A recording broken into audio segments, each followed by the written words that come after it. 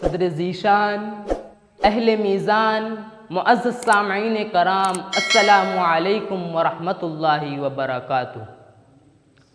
نحمده ونصلی علی رسولہ الکریم، اما بعد فاعوذ باللہ من الشیطان الرجیم، بسم اللہ الرحمن الرحیم۔ قل ان کنتم تحبون اللہ فاتبعونی یحببکم اللہ، صدق اللہ العظیم۔ ابھی میں طفل مکتب ہوں نہ حافظ ہوں نہ مولانا، ابھی میں طفل مکتب ہوں نہ حافظ ہوں نہ مولانا، تمنا دل میں گونجی ہے سنا دوں حق کا پروانہ۔ سامنے سیرت مصطفیٰ درس ہے رہبری کے لیے، سامنے سیرت مصطفیٰ درس ہے رہبری کے لیے، پھر ہمیں اور کیا چاہیے دوستو زندگی کے لیے۔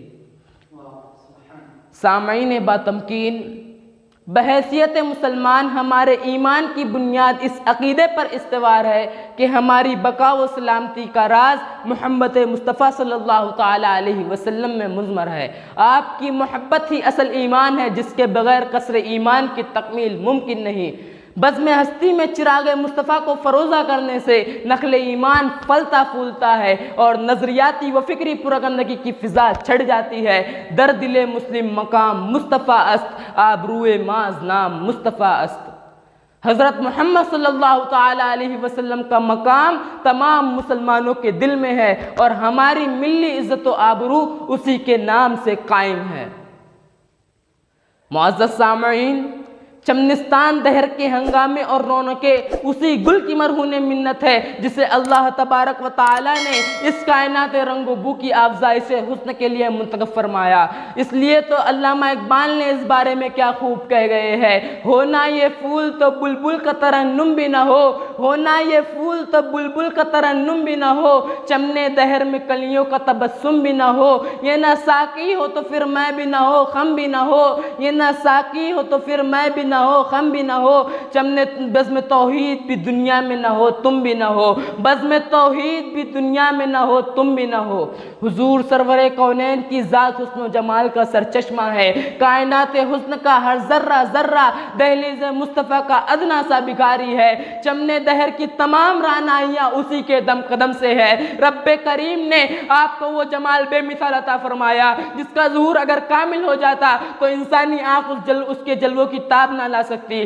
اسی لیے تو کسی شاعر نے کیا خوب کہا ہے، کمال حسن یوسف پر فقط عاشق زلیخا تھی، کمال حسن یوسف پر فقط عاشق زلیخا تھی، خدا خود جس کا عاشق ہے وہ صورت ہے محمد کی، خدا خود جس کا عاشق ہے وہ صورت ہے محمد کی۔ صحابہ اکرام نے آپ کے حسن و جمال کو نہایت ہی خوبصورت انداز میں بیان کیا ہے۔ حضرت جابر بن سمرہ رضی اللہ عنہ فرماتے ہیں کہ ایک رات چاند پورے چوبن پر تھا اور ادھر حضور تشریف فرماتے، اس وقت آپ ایک سرخداری دار چادر میں ملبوس تھے اور اس رات میں کبھی آپ صلی اللہ تعالیٰ علیہ وسلم کے حسن طلعت پر نظر ڈالتا اور کبھی چمکتے ہوئے چاند پر، بس حضور مجھے چاند سے کئی زیادہ حسین لگ رہے تھے۔ اسی لیے تو کسی شاعر نے کیا خوب کہا ہے، کمال حسن یوسف پر فقط عاشق زلیخا تھی، کمال حسن یوسف پر فقط عاشق زلیخا تھی، خدا خود جس کا عاشق ہے وہ صورت ہے محمد کی، خدا خود جس کا عاشق ہے وہ صورت ہے محمد کی۔ سامعین باتمکین، حضور صلی اللہ تعالیٰ علیہ وسلم کے اصحاب کو ذات مصطفیٰ صلی اللہ تعالیٰ علیہ وسلم اپنی محبت کا مرکز و محور سمجھتے تھے۔ وہ جانتے تھے کہ آپ صلی اللہ تعالیٰ علیہ وسلم کے ساتھ تعلق جس قدر مضبوط و مستحکم ہوگا اسی قدر ہمارا ایمان بھی مضبوط و مستحکم ہوگا۔ یہی وجہ تھی کہ وہ آپ کی اس درجہ تعظیم کرتے تھے کہ مخالفین ان کے اس عمل پر پکار اٹھے کہ اب یہ قوم ناقابل تذکیر قوت بن گئی ہے۔ صلح حدیبیہ کے موقع پر صحابہ اکرام کی وارفتگی کا جو منظر حضرت عروہ بن مسعود رضی اللہ عنہ نے دیکھا تو انہوں نے کفار مکہ کو برملا کہہ دیا کہ میں نے بڑے بڑے بادشاہوں کے دربار میں سلیقہ ادب و احترام تو دیکھا ہے، لیکن خدا کی قسم میں نے کسی بادشاہ کو نہیں دیکھا کہ اس کے اصحاب اس کی اتنی تعظیم کرتے ہو، اس کی اتنی تعظیم کرتے ہو، اس کی اتنی تعظیم کرتے ہو جتنی تعظیم محمد صلی اللہ علیہ وسلم کے اصحاب محمد صلی اللہ علیہ وسلم کی کرتے ہیں۔ بعد ازاں انہوں نے کفار مکہ کو مسلمانوں پر حملہ نہ کرنے کا مشورہ دیا، کیونکہ وہ ماہر سفارتکار جانتے تھے کہ جو قوم اپنے رسول کے جسم سے مز ہونے والا پانی لعاب دہن منہ مبارک زمین پر گرنا برداشت نہیں کر سکتی، تو وہ جنگ میدان میں اس کے خون کا زمین پر گرنا کیوں کر برداشت کر سکتی ہے۔ اسی لیے تو کسی شاعر نے کیا خوب کہا ہے، ہم دین محمد کے وفادار سپاہی، ہم دین محمد کے وفادار سپاہی، ہم دین محمد کے وفادار سپاہی، مر جائیں گے ایمان کا سودا نہ کریں گے، مر جائیں گے ایمان کا سودا نہ کریں گے، مر جائیں گے ایمان کا سودا نہ کریں گے۔ صحابہ اکرام کو حضور صلی اللہ تعالیٰ علیہ وسلم کی زیارت سے بڑھ کر کوئی چیز محبوب نہ تھی۔ دیدار مصطفیٰ انہیں دنیا و مافیہ کی تمام نعمتوں سے زیادہ عزیز تھا۔ وہ ہر وقت اپنے محبوب کی ایک جھلک دیکھنے کے لیے ماہی بے آب کی طرح تڑپتے رہتے تھے۔ وہ جانتے تھے بے آب کی طرح تڑپتے رہتے تھے۔ چنانچہ حضرت عائشہ صدیقہ رضی اللہ تعالیٰ عنہا سے روایت ہے کہ آپ صلی اللہ تعالیٰ علیہ وسلم کی خدمت میں ایک صحابی تشریف لائے اور کہنے لگے، یا رسول اللہ، آپ پر میری جان قربان اور میرے والدین بھی قربان، میں جب اپنے گھر پہ ہوتا ہوں تو بس آپ ہی کو یاد کرتا ہوں اور اس وقت تک چین نہیں آتا کہ آپ کی زیارت نہ کر لوں۔ آپ صلی اللہ تعالیٰ علیہ وسلم سے کہنے لگا کہ اور جب میں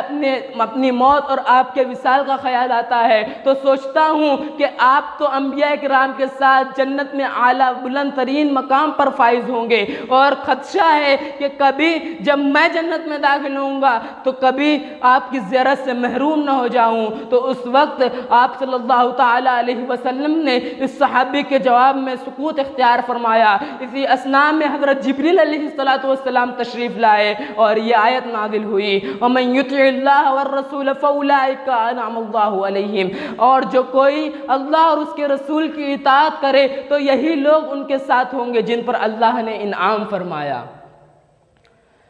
معزز سامعین اکرام، اور اسی طرح جب حضرت قاضی یاد رحمۃ اللہ علیہ لکھتے ہیں کہ جب حضرت سیدنا علی المرتضیٰ رضی اللہ تعالیٰ عنہ سے پوچھا گیا کہ آپ صلی اللہ تعالیٰ علیہ وسلم کے ساتھ آپ کس طرح محبت کرتے تھے، تو آپ نے فرمایا، حضور ہمیں اپنے اولاد آباء و اجداد اور امہات سے زیادہ عزیز تھے، اور جس طرح ایک پیاسے کو ٹھنڈے پانی سے محبت ہوتی تھی، ہمیں حضور صلی اللہ تعالیٰ علیہ وسلم اس سے زیادہ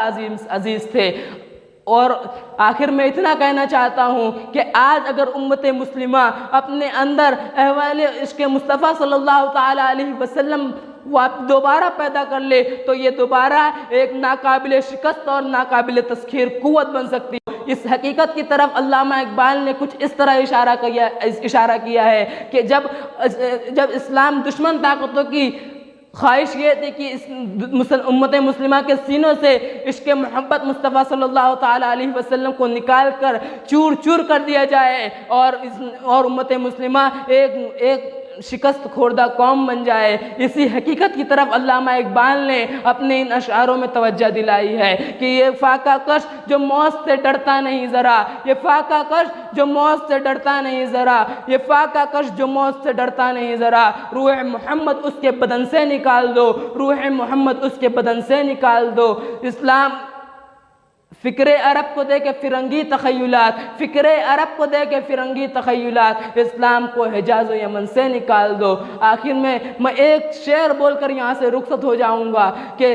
سامنے سیرت مصطفیٰ درس ہے رہبری کے لیے، سامنے سیرت مصطفیٰ درس ہے رہبری کے لیے، پھر ہمیں اور کیا چاہیے دوستو زندگی کے لیے، پھر ہمیں اور کیا چاہیے دوستو زندگی کے لیے۔ فقط اتنا ہی، والسلام علیکم ورحمۃ اللہ۔